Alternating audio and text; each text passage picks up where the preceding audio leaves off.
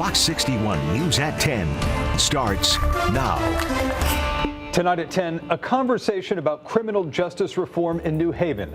We'll hear what local leaders are promising and asking for after the injury of Randy Cox. And tonight we hear from the family of an 18-year-old who drowned. Crews found his body in a lake today. They're heartbroken after they say he just recently came to the United States looking for a better life. And we speak to the experts tonight about what clues lie in the declining gas prices. What they say you're paying at the pump are a good indicator of what's to come for our country's economy. And new tonight, calls for change in the city of New Haven. Leaders are sparking more conversation about policing and criminal justice reform. Thank you for joining us tonight at 10. I'm Sarah Sanchez. And I'm Ben Goldman. These calls echoing throughout the community and growing louder, especially in the wake of recent events.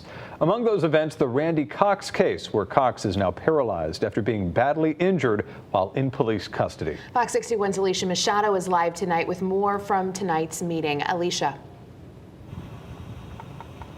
Well, community members and religious leaders are calling for accountability and changes in the way officers treat people. The goal of this conversation to create lasting impacts moving forward. Here we are today coming together to deal with what we feel has become a sore in our community on two ends: policing and our own problem of shooting and killing each other. The Greater New Haven Clergy Association inviting police chiefs, mayors, and religious leaders from New Haven and Hamden to the table Monday evening to have a conversation with the community about criminal justice reform. This comes in the wake of the serious injury of 36-year-old Randy Cox while in police custody. Give voice to people during the process. If I say my neck hurts, guess what? My neck hurts. What happened to Richard Randy Cox was wrong. Absolutely wrong. I watched the video over 30 times. I visited Mr. Cox in the hospital, and I'm going to make it right. Officers will not treat people in this city like that. Among the calls for change, accountability, use of force reforms, de-escalation training, and more black officers in leadership roles. The only way to really effectively implement change and to reimagine a new future is to continue to have collective conversations. And an opportunity for police and city leaders to share their vision moving forward. I want to make sure that we treat everybody in the city of New Haven the same way, fair and equal. Now, Kimber says the Greater New Haven Clergy Association is planning to hold a similar meeting at a future date. I'll have more on what questions residents brought to leaders coming up on Fox 61 News at 11. For now, we're live in New Haven. Alicia Machado, Fox 61 News. All right, thank you, Alicia. Turning now to a weather alert in Connecticut. Quiet now, but things could be loud this time tomorrow. Yeah, things will be changing. Our Weather Watch team tracking the potential for storms coming through the state tomorrow. And that's forcing some plans to be pushed back a little bit. The town of Vernon was set to hold its 4th of July fireworks tomorrow night in downtown Rockville and Henry Park. But now, because of the forecast, the town is pushing the July in the Sky show to Wednesday in hopes of dodging those storms. Meteorologist Sam Samperi is in for Rachel Frank tonight and has the first check of the forecast. Hey, Sam. And good evening, guys. Yeah, definitely we are dealing with the potential for some severe storms tomorrow evening, but temperatures right now are in the 60s and 70s, 68 Torrington, 69 Willimantic, and 68 Chester. We're at the 72 in Hartford and 73 in New Haven. Still very mild in the inner cities.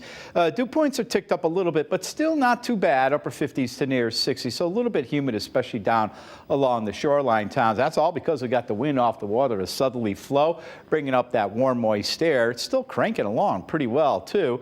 And right now across the area, we do have we have high pressure here, but here's the showers and storms that we're watching for tomorrow evening into tomorrow night. But overnight, mainly clear, mild and muggy with lows down 65 to 70 in the Hartford area, a little bit cooler up in northwestern Connecticut. And then those temperatures really shoot up into the low 80s even before lunchtime.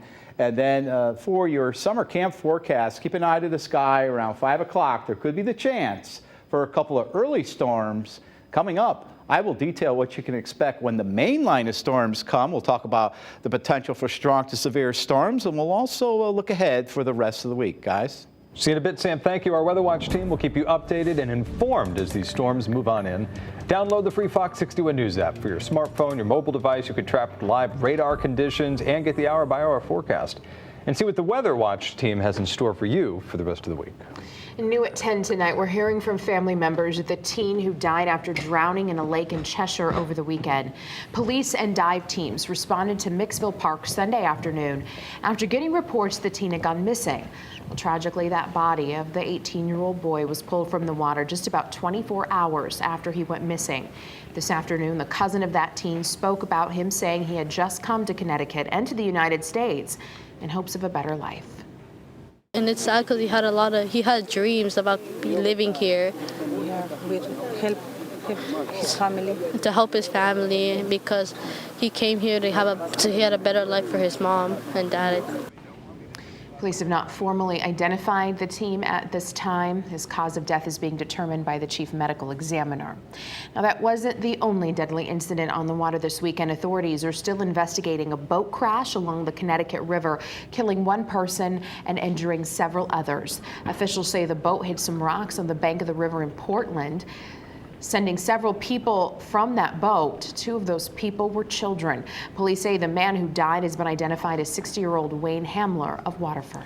Well, the investigation is ongoing into a double shooting that happened in New Haven. Police say 2 people were shot this afternoon along Kimberly Avenue. We don't know how seriously they were injured. Police have not provided any information on a suspect as of tonight. Well, new at 10 tonight, state officials are investigating after a man suffered some sort of medical episode while in Manchester police custody. This incident happened over the weekend. Police say the 37-year-old man was in a holding cell last night when he was found unresponsive. Officers worked to resuscitate that man before he was brought to the hospital, where police say he's in critical condition. Police also say that man was being held on charges stemming from some sort of domestic incident. He was also wanted on an arrest warrant out of New York. A Middletown man is facing charges after state police say he was impersonating a police officer. Someone called 911 saying a car that looked like a police vehicle was driving recklessly on Durham Road in Durham. That car had red and blue police lights, but state police say it wasn't a real police vehicle. The man was arrested at his home and is set to be arraigned in court later this month.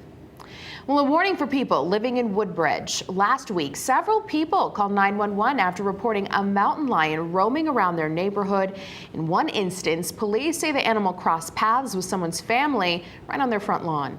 At this time, DEEP says it's unclear if that animal was in fact a mountain lion, but people are being warned to keep tabs on small children and pets and urges everyone not to approach any wild animal if you do happen to run across one. In other news tonight, over 24 people are trying to look for a place to stay tonight after a massive fire happened over the weekend.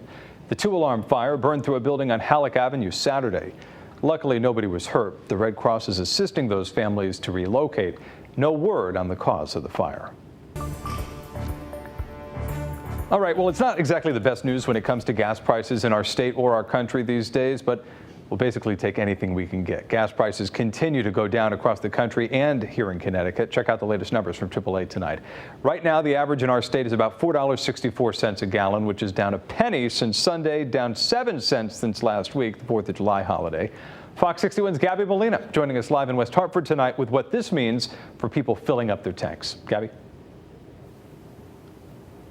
Well, Ben, that average, like you just mentioned, still sitting above $4 a gallon here in Connecticut, though a lot of gas stations might be a lot lower than that. Check it out here in West Hartford, $4.29. That's definitely the lowest that I've seen in quite a long time. So I will definitely take $4.29. And at least for now, it looks like gas prices might continue to go down. But the big question is, will it make a difference for drivers?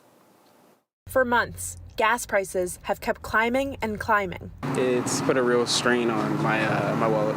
But now, a new trend, and one that's certainly welcome. Gas prices on the decline. We're seeing crude oil prices fall below $100 for the first time in a few months. According to GasBuddy, the national average has declined for 4 weeks straight. That's the longest streak since the pandemic started in 2020. Chris Herb, president of the Connecticut Energy Marketers Association, says one reason behind the drop in prices is the chance of a recession. The likelihood and the prediction that a global economic slowdown is coming, and when that happens, it means that we use less oil, less petroleum, less gasoline and diesel fuel. And so when that happens, the market becomes oversupplied. It means there's some uncertainty as to how long this might last and how low prices might go. If suddenly those predictions don't come to fruition or they're not as bad as originally thought, then we could see this rebound pretty quickly and we could see prices rise again. Even with gas prices lower than they have been for weeks, the average in Connecticut is still well over $4. So drivers say they're still feeling the pain at the pump. 2 years ago, I was filling at $35 for a full tank of gas. You know what I mean? Now it's double.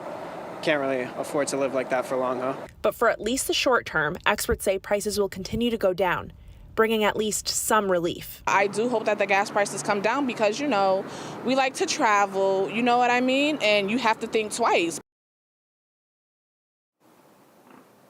Now, to put these prices into perspective a little bit, last year around this time, gas was $3.07 on average. In 2020, we were paying $2.13 on average. Such a big difference. Guys, back to you.